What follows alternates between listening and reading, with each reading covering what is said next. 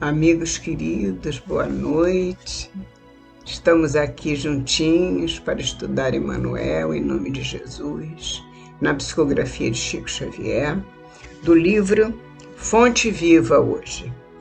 E Emmanuel, como nós sabemos, nos traz as mensagens maravilhosas através das suas lições e nos permite estudar juntinhos aqueles ensinamentos de Jesus, os ensinamentos da doutrina espírita, e tudo isso é uma luz na nossa vida. Vamos aproveitar a oportunidade, vamos estudar juntos, e que os bons espíritos, nossos amigos espirituais, em nome de Jesus, venham nos orientar nesse estudo. Assim seja, meus irmãos, vamos começar? Hoje nós vamos estudar a mensagem denominada Na Cruz. Ele salvou a muitos e a si mesmo não pôde salvar-se. Mateus 27, 42. Sim, ele redimira a muitos, estendera o amor e a verdade, a paz e a luz, levantar enfermos e ressuscitar mortos. Entretanto, para ele mesmo erguia-se a cruz entre ladrões. A maior luz descida à casa dos homens foi colocada, crucificada numa cruz entre dois ladrões, porque o povo, a multidão dizia: queremos que ele seja crucificado. Prosseguindo. Entretanto, para ele mesmo erguia-se a cruz entre ladrões.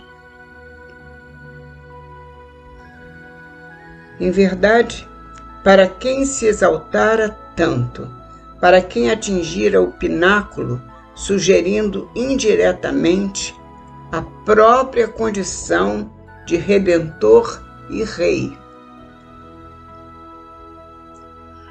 a queda era enorme. Era o príncipe da paz e achava-se vencido pela guerra dos interesses inferiores. Guerra dos interesses inferiores. Havia uma multidão que se voltava contra Jesus para que ele fosse crucificado. Guerra dos interesses inferiores, como nós vemos até hoje. Naquele momento, foi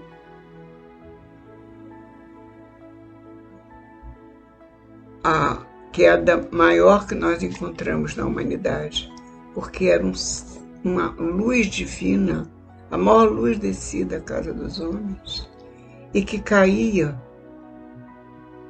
naquele momento, assim crucificado. Não podia, porque ele era a luz. A luz não cai, a luz sobe. Portanto, Emmanuel continua nos dizendo: era o Salvador e não se salvava. Era o príncipe da paz e achava-se vencido pela guerra dos interesses inferiores. Era o Salvador e não se salvava. Era o justo e padecia a suprema injustiça. Jazia o Senhor, flagelado e vencido. Para o consenso humano, era a extrema perda. Caíra, todavia, na cruz. Sangrando, mas de pé, supliciado, mas de braços abertos. Relegado ao sofrimento, mas suspenso da terra.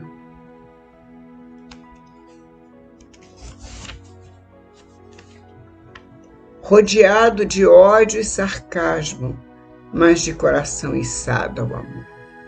Jesus era capaz tamanha sua grandiosidade, de estar cercado de ódio e vibrar amor. Muito amor, que é o que nós temos até hoje de Jesus em nossas vidas. O amor. Ele vibra o amor por nós, para nós. Vive por nós para nos levar até o nosso Pai Celestial. Tombara, vilipendiado e esquecido, mas no outro dia transformava a própria dor em glória divina. Pendera-lhe a fronte, empastada de sangue no madeiro, e ressurgia a luz do sol ao hálito de um jardim. Jesus, como havia anunciado que a vida continuava, ele mesmo veio provar isso. Ele foi crucificado, morto e sepultado. Porém, no dia seguinte, ele aparece, ressurreto, num jardim. Um jardim.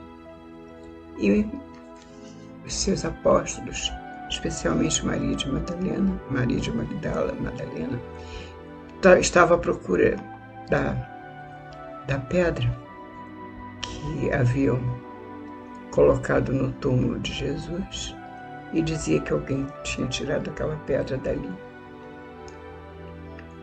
E ela viu aquele homem que ela pensou fosse o jardineiro, e quando ela se deu conta era Jesus. Jesus vivia, Jesus estava entre nós novamente, dizia Madalena. E ela, tão feliz, beijava-lhe os pés e ele dizia: não me toque, eu ainda não fui ao meu Pai. E ela foi até os companheiros dizer: Jesus vive. E prossegue Emmanuel. Convertia-se a derrota escura em vitória resplandecente.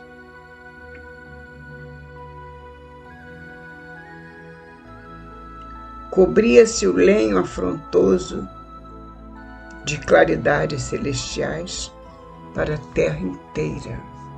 Jesus continuava vivo, porque ninguém morre. A vida continua. Nenhum de nós morre. Jesus veio provar isso com a ressurreição do seu Espírito. Espírito eterno, Espírito imortal, porque eterno é nosso Pai, mas o nosso Espírito é imortal. Ele não morre nunca. E a vida continua. A vida é um desenrolar de situações, de lembranças, de ideias, de feitos. A vida passa entre nós com erros e acertos, mas temos que estar certos que estamos reencarnados, necessitando cumprir com os nossos compromissos. Um dia nós partimos da vida de encarnados para a espiritualidade e a vida continua. E quando a vida continua, nós temos compromissos, nós temos que dizer: o que trazes? O que fizestes? É preciso dizer, responder a essas perguntas. As tuas mãos estão limpas? Nós vamos voltar à espiritualidade, porque Jesus veio nos dizer que a vida continua. E como a vida continua, nós continuamos sendo o que Jesus nos mostrou que somos: espíritos imortais. Não podemos nunca duvidar dessa verdade, porque Jesus veio provar isso para nós, veio nos mostrar isso pessoalmente, com a sua ressurreição. Então, da cruz, Jesus convertia-se. Portanto, aquela derrota da cruz convertia-se aquela derrota escura em vitória resplandecente, diz Emmanuel. Cobria-se o lenho afrontoso de claridades celestiais para a terra inteira. Assim também ocorre no círculo de nossas vidas, que nós estávamos falando, né, irmão? Não tropeces no fácil triunfo ou na auréola barata dos crucificadores. Existem muitos crucificadores no mundo. Muitos. Nós temos que estar alertas. Portanto, o vigiai e orai sempre deve estar presente em nossas vidas. Porque os crucificadores desejam que nós não acertemos os passos com a espiritualidade no cumprimento das nossas tarefas, porque nós temos dívidas a resgatar. Nós estamos aqui em missão de trabalho edificante para crescer, para progredir, para sermos melhores do que fomos ontem. Mas trazemos uma bagagem pesada. A nossa bagagem é pesada. E essa bagagem é preciso que ela seja aniquilada. É uma bagagem de erros. E nós temos que vencer esses erros praticando o bem. Só se vence erro, só se paga a dívida com o bem, com o amor, com a verdade. Portanto, o nosso compromisso é como Jesus nos disse, Emmanuel nos disse: não tropeces no fácil triunfo ou na auréola barata dos crucificadores. Os crucificadores são aqueles que querem que nós não cumpramos com os nossos compromissos de reencarnação. E esses tanto podem ser encarnados como desencarnados. Tanto encarnados como desencarnados podem embarrear os nossos compromissos. Ou seja, eles serão nossos crucificadores, impedindo o nosso progresso, impedindo de cumprir a nossa missão, de voltar à espiritualidade mais devedores do que chegamos aqui. Eles podem fazer isso se nós deixarmos. Se nós não nos resguardarmos com a carapaça, como Emmanuel diz, com o capacete do amor, da humildade, da tolerância, o capacete da fé, para que nós possamos servir sempre, permanentemente, servindo ao outro. O outro é o nosso irmão, que precisa mais do que nós. Ele está aqui também caminhando com dificuldades como nós. Vamos nos ajudar mutuamente. E aqueles que mais sabem um pouco do que os outros, ajudem mais os outros que sabem menos. Porque nós todos estamos a caminho. E precisamos estar resguardados dos crucificadores. Emmanuel nos alerta para isso. E continua: toda vez que as circunstâncias te compelirem a modificar o roteiro, quando em determinadas situações você vem caminhando numa reta, acertando o passo, de repente você se vê compelido a modificar o roteiro da própria vida, diz Emmanuel, prefere o sacrifício de ti mesmo, mas não muda o seu roteiro. Não deixa de cumprir a sua missão. Prefere o sacrifício de ti mesmo.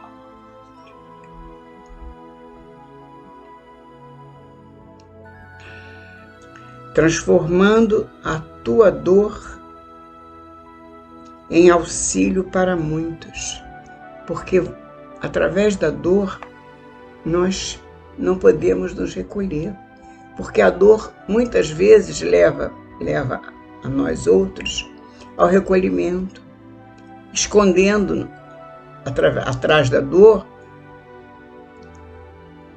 essa tristeza de estar passando por aquela situação.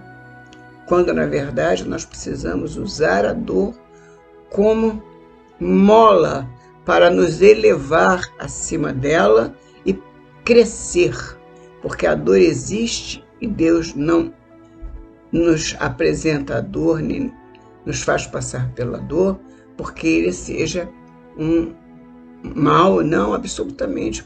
A bondade é pura. Nosso Pai é somente bondade. E Ele quer, nós passamos pela dor porque é o exercício que estamos fazendo de existência em existência, de resgatar os nossos débitos. Precisamos passar pela dor para sentir que temos que diminuir o passo em direção ao precipício. Então a dor nos segura, a dor nos tolhe esses passos que iriam fatalmente para o precipício se nos deixássemos levar pelos crucificadores.